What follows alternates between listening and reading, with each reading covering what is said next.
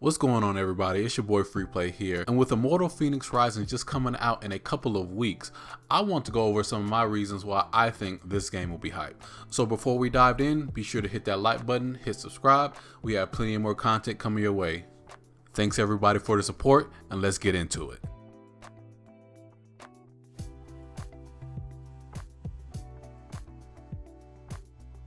The environment in this game is one thing that really struck me when I first started playing the demo. The colors, the range of colors, the atmosphere, this all really made it feel unique and familiar at the same time. I really appreciate how the artists aren't afraid to use colors, and I love the way that they're using the environments to tell the story. Take this clip for example. You can see a lot of different things out in the distance, and it entices you to want to discover new things, to say, ooh, look over there, what's that? Oh, what's that thing over there? Oh, that thing looks cool. And I really love how they draw you in, like I said, with the colors and just with the environmental details, like that mountain off in the background with the face in the rock, or how you can see little flower petals just floating throughout the wind. I love that level of detail, and I love that attention to artistic creation. And not only that, the environment can be used in gameplay as well. The director Scott Phillips says, just a simple idea of cutting down a tree, picking it up with the braces, and then throwing it at an enemy. That took a long time to get right. I think what we have with Immortals Fenyx Rising is a much more dynamic and interactive world in that way. And we felt that that really gave the game's open world something special. Now, since the game hasn't fully released yet, this one may be up for debate, and admittedly, this may be a hit or miss with a lot of people, but from what I've been seeing right now, the humor and the comedy in this game is going to be top notch. I love the sense of humor that they have between Zeus and Poseidon and them going back and forth about different aspects of the story. I love the way that the game doesn't take itself too seriously, and it just wants you to have a good time and invites you in and just wants you to have fun. I feel like that simple aspect of having fun is missing from a lot of video games nowadays. And even the narrative director Jeffrey Yoham agrees with this. He says, in the games industry, there are a lot of serious games, and so this felt like a fresh opportunity. We had to be careful with the timing and delivery of the jokes, and so because of the additional time, I was able to work more closely with actors doing a rough version of the entire script, getting the timing really down, and then recording a final version. Also, I feel like Greek mythology is incredibly funny, and a lot of the popular examinations of this leave out that humor, and I felt that bringing that to the forefront will really make it fresh again. Until we get our hands on the full release, we won't be able to tell if all the jokes and all the comedy land or not, but from the time I spent with it, this is definitely a plus for me. Woo, silky smooth combat.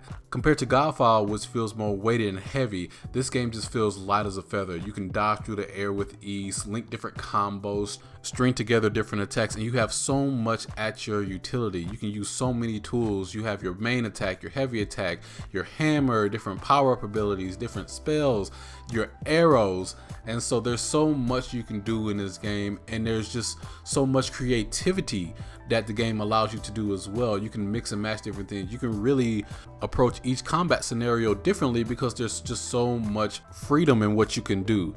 This reminds me of a fighting game, or more akin to Devil May Cry, because the combat is so seamless. All attacks string together, you can dodge with ease, you have a parry, and so you always feel like you're in control of the situation and never that any fight is too much for you to handle.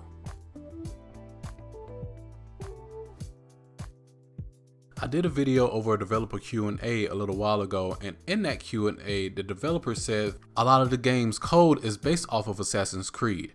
And you can really see that in the way the character moves around and climbs on top of different objects. You can scale pretty much anything in this game. And with that core of Assassin's Creed being there, they want to give the player more freedom with their travel, so they added the wings. And with this mechanic, it completely changed the game. In an interview with the director Scott Phillips, he says, even back in Odyssey, our war director was suggesting, hey, it would be nice to be able to get down from some high mountains in a quicker way navigationally. So that idea had already started, and we want to make players more active and take more risk in their traversal. So we wanted it to be more dynamic. The wings fit into that really well with the gliding, and we wanted to make it a consistent visual message throughout the entire game that they were an iconic part of the character. So it had to be spread throughout every move and every animation that fit, through traversal, combat, or puzzles, or anything else.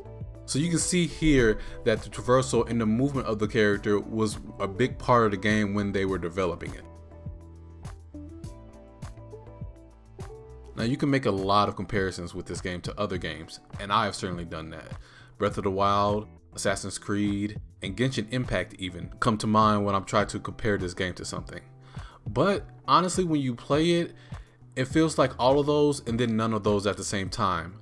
I don't know if that makes any sense, but it feels like it borrows elements from that game, but it has its own unique feel that makes it feel distinct. But you can definitely tell that there are inspirations from other games in here.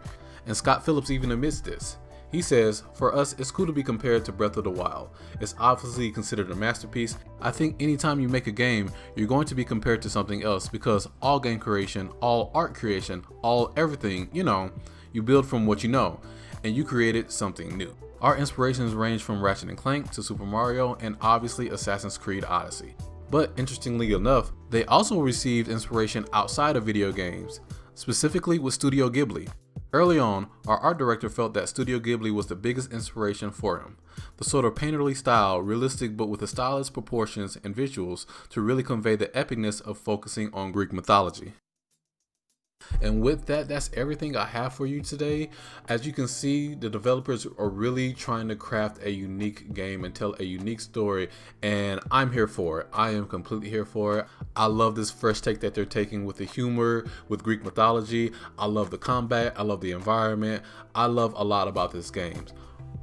And if you enjoyed this video, go ahead and drop a like, subscribe, leave a comment. Just tell me some things that you like about the game or even some things you don't like about that game.